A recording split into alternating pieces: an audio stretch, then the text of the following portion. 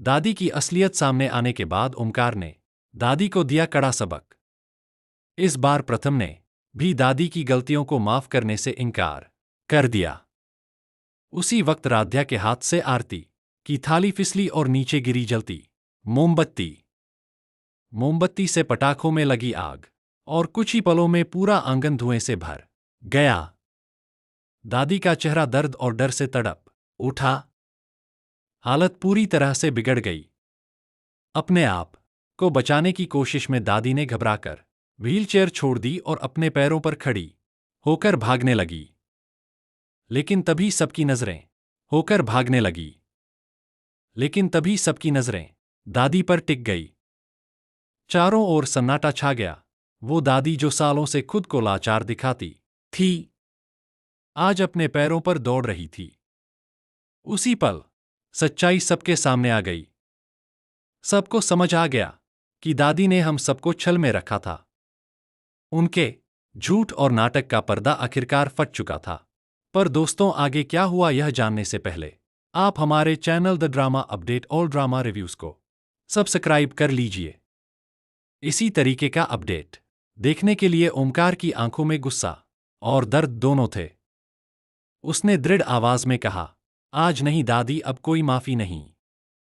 आपने इस दीवारों पर सजी रंग बिरंगी झालरें, छत से झूलते दिए और आंगन में सजी रंगोली जैसे किसी त्योहार नहीं बल्कि किसी सच्चाई के उजागर होने का जश्न मना रही हो।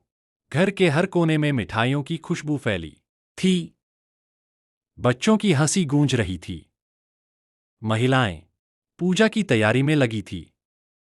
पर इस रोशनी के बीच एक कोना ऐसा था जहां अब भी अंधेरा था।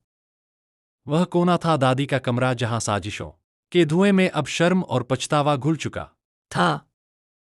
चांदी का दिया बुझ चुका था और दादी की आंखों की चमक गायब हो चुकी थी। वही दादी जो कुछ देर पहले तक मुस्कुरा रही थी, अब सन्नाटे में डूबी थी।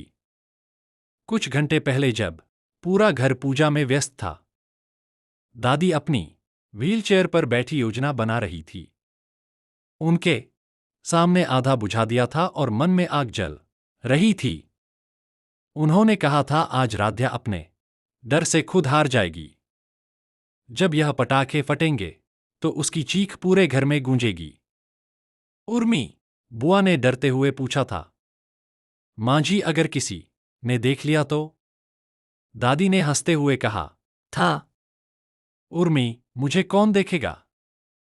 सब तो पूजा में व्यस्त हैं। मैं कोई नई नहीं हूं इस खेल में।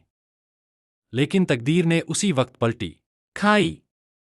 जैसे ही दादी ने पटाखों की डोरी जलाने की कोशिश की, पीछे से एक जोरदार धमाका हुआ। धुएं के बीच बुलबुल खड़ी थी, हाथ में माचिस की तिली। दादी का चेहरा